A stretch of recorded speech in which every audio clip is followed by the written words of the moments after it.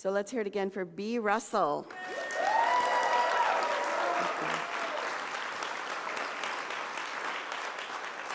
Thank you for blessing us.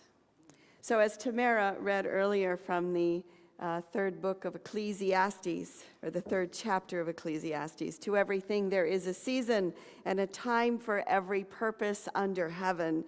These words of wisdom were written thousands of years ago, and everything has a life cycle. People, families, relationships, businesses, religions, everything, right? Everything has a beginning, a middle, and an end. And in my lifetime, I've seen the rise and fall of many things, like rotary phones. You know, the thing that a cell phone can't give you is if you get, when you're on a rotary phone, when you got mad, you could like slam it down, right? That's right. And now you just have to go click, I'm off. Who remembers hair curlers, when you used to have to put plastic things on your head and then go to sleep? Right, no, so that you could look good in the morning. No seat belts. No one had seat belts. Or I grew up having to wear saddle shoes because my dad said I had pigeon toes. And I mean, what happened to pigeon toes? Now, you never hear about that anymore. The people don't have pigeon toes anymore. What about shag carpets, huh? Don't you miss those? Mood rings, fondue parties. Shoulder pads, MTV, no, you know, glamour shots, or having film be taken somewhere to be developed. You didn't see it instantly. So these are just some of the typewriters. These are some of the things that have risen and fallen over just a short period of time, over decades, right?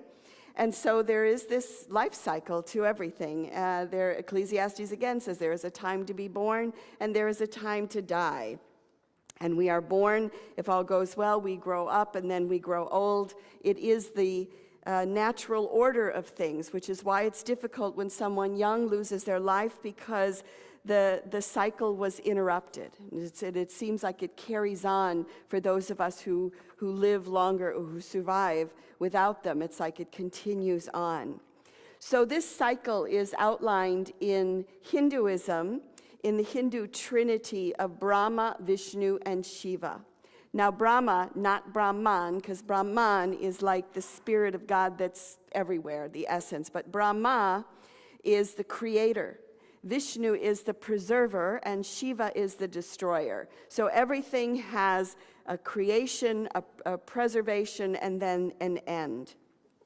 And now Brahma, there's not a lot of temples to him, and he's not worshipped very often. It's said that he's so caught up in creation that there's no time for that kind of a thing.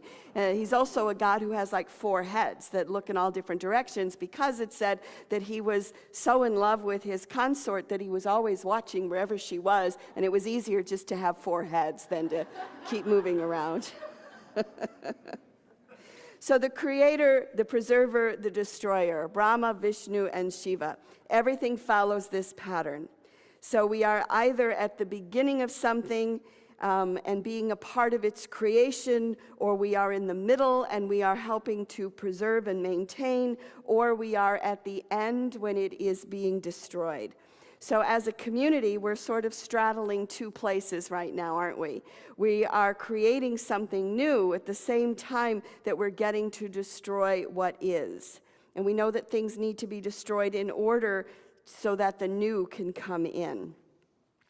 Ecclesiastes again says a time to break down and a time to build up.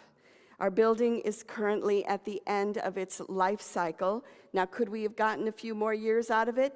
Yes, probably, but not without some major and expensive renovations.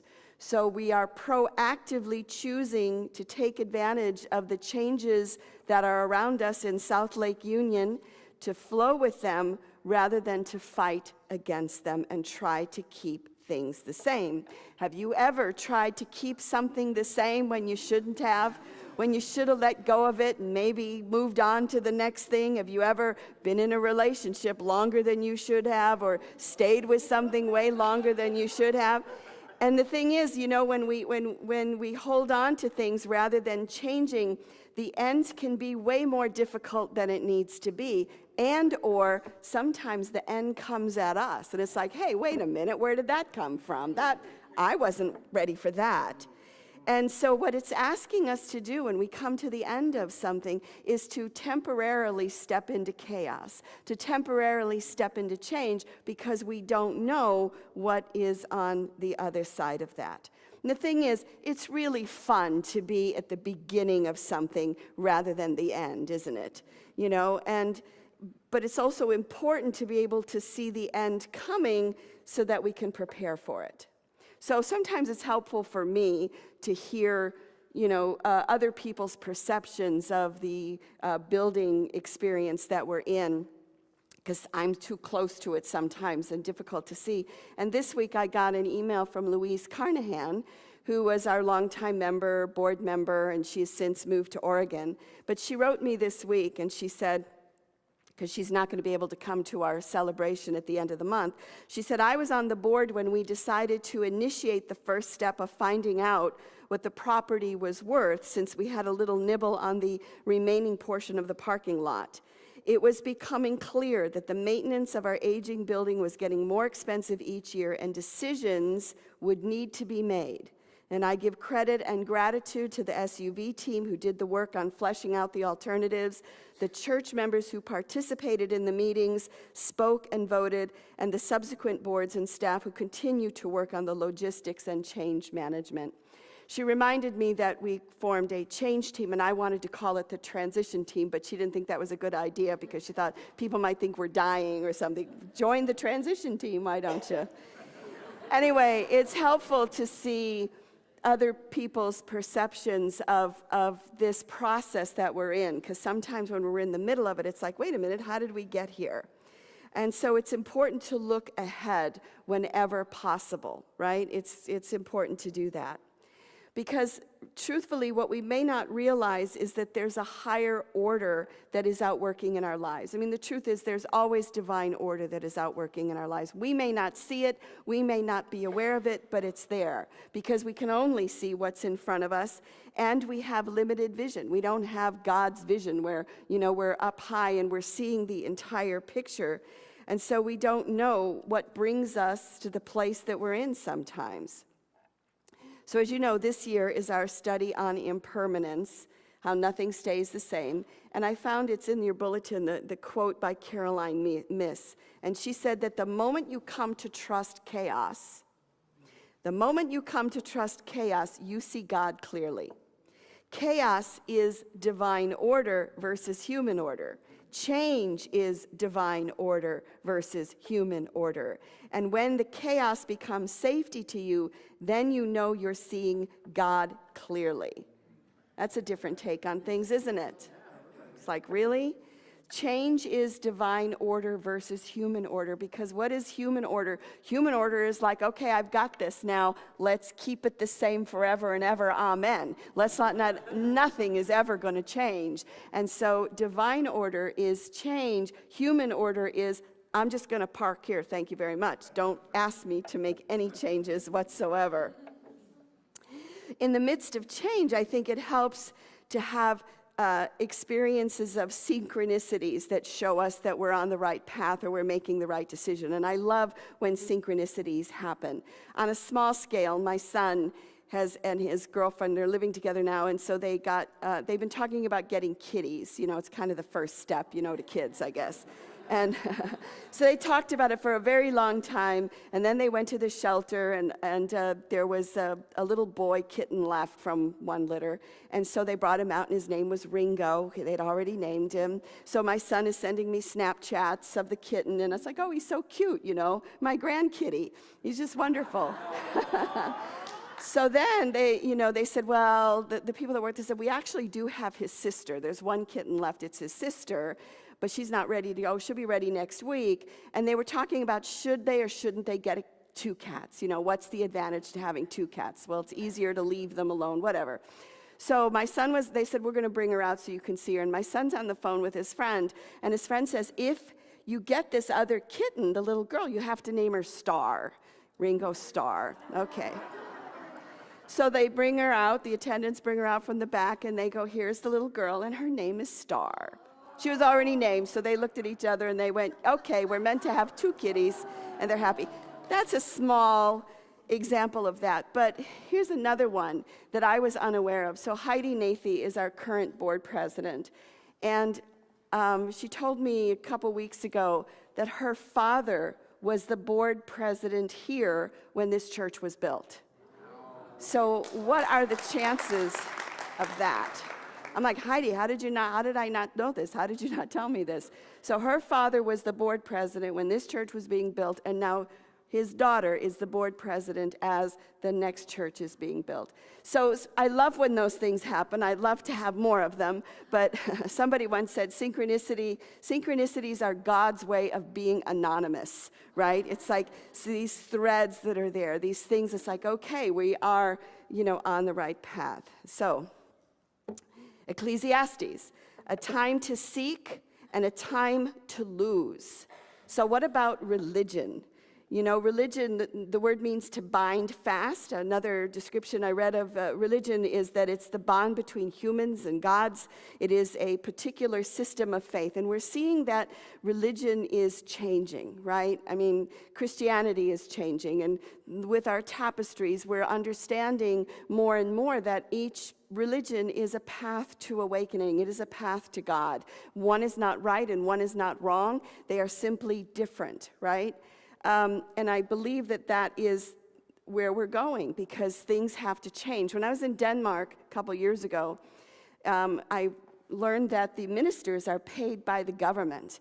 So they're paid by the government, and I was like, wow, that's interesting, But what I was told was hardly anybody goes to church. The churches are empty on Sunday. I'm like, so what do you need a minister for? What do you pay him for? Well, people still want to get married in the church. They still want to have christenings, and they still have funerals. And they do different rituals. So that's what the minister's job is. But Sunday service, not so much. And I don't know if you've been in Europe. I mean, Catholics are still going, I guess, but even that's kind of going down. Bishop Spalding wrote a book called Why Christianity Must Change or Die, right? So there's this shift that's taking place, and there's changes, this rise and this fall of things, of going, okay, so how have we changed, and how are we changing our perception? When the Unity Movement was founded in 1889, it was unique.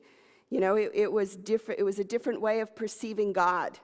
You were no longer a worm of the dust. You no longer needed to be saved. You were a divine being. And in 1889, this was revolutionary thinking, really. But now it's becoming more conventional wisdom, right? We see it more and more. The people are like, yeah, I know. There's divinity everywhere. It's in me. So I believe that we're seeing an end to the divisions of religions, because in the future we need to embrace the wisdom of all of them in order to help bring and maintain peace on our planet. I think that's the direction that we are moving in, and it's the direction that we have to move in. At the same time, holding the traditions and wisdom, because really religion does that so well. The Catholicism and Judaism, Hinduism, Buddhism, Christianity, they all have these incredible traditions that link us back for generations and thousands of years. And it's important for us, as we're in the midst of change and chaos, to also lean back into our roots. So I also believe that there's a higher pattern, and there is a gift that each generation brings to this planet. And again, because we have limited vision, we don't necessarily see that. And for those of you who are in my workshop, was it last Saturday, we ended the day with talking about what is the gift that the generations bring. And I just want to touch on that a little bit. So the boomers is a big generation, like what was it? And I'm looking at it astrologically, so like 1940 to the late 50s, maybe. And the boomers are loud. The boomers did everything like no one else had ever done it before, right? It's like, we had children, and it's like nobody ever did this, and it's going to be really quiet on this planet when the boomers leave. But they've been very dramatic, and they've done everything very loudly. But what's interesting when I look back on it, the thing that generation did more than any other is they brought all the stuff out into the light.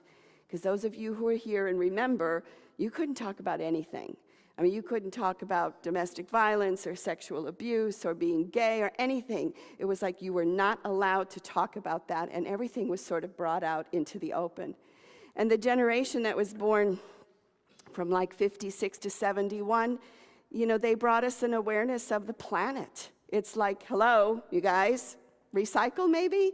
What about the food that you're eating? Pay attention to that. I was watching an old this film about food in the 50s, and they were being really experimental, and so this was the dinner they were serving. It was green Jell-O with pineapple in it, and then it was creamed eggs over chow mein noodles. Whoa! I mean, who does that?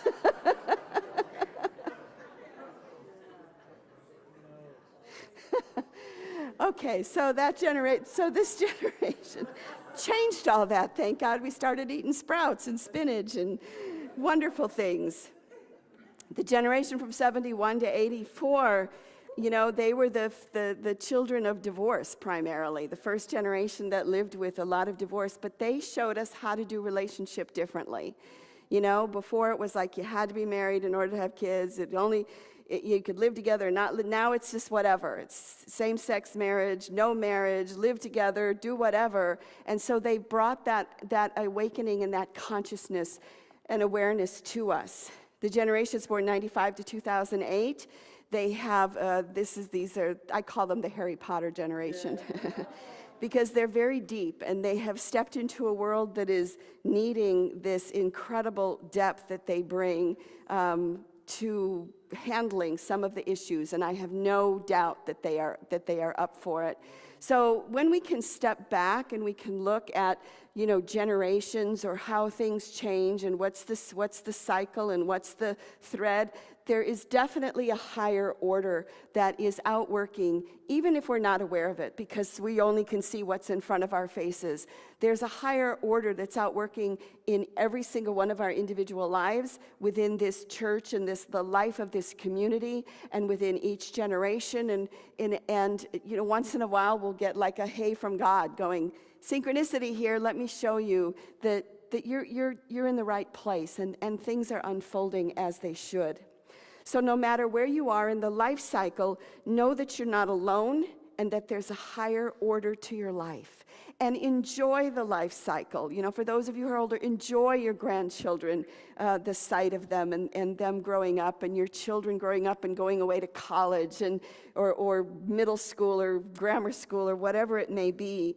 And recognize that in the midst of chaos and change, there are those signs that give us encouragement to go forward. So I'd like our musicians to come forward so that we can close with a prayer.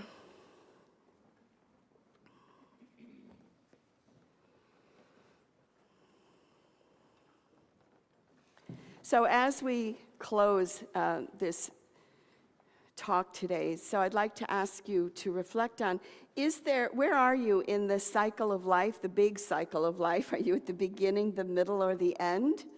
And where are you in different aspects of your life? And is there something that's coming to an end that you can see coming that maybe needs to change? So remember, there's a difference between human order and divine order. And where is it in your life that you're willing to step into the change? You're willing to step into the chaos, even though it would be so much more comfortable just to stay where you are and not make any changes. So as we open to the presence of God and Spirit, again, we recognize that the Spirit of God goes before us and makes our way clear. And I invite you to see whatever it is that is before you, that you are in the midst of this cycle of Brahma, Vishnu, and Shiva, of the creator, the preserver, the destroyer. Call it in. Know that you are being guided, that it is a part of the process. And so I invite you to celebrate the beginnings and to celebrate the maintaining and the preserving, and to step with courage into the endings and the change. Because you are not alone, and there is a higher purpose that is outworking in your life right now. And for this awareness, we are truly grateful. Amen.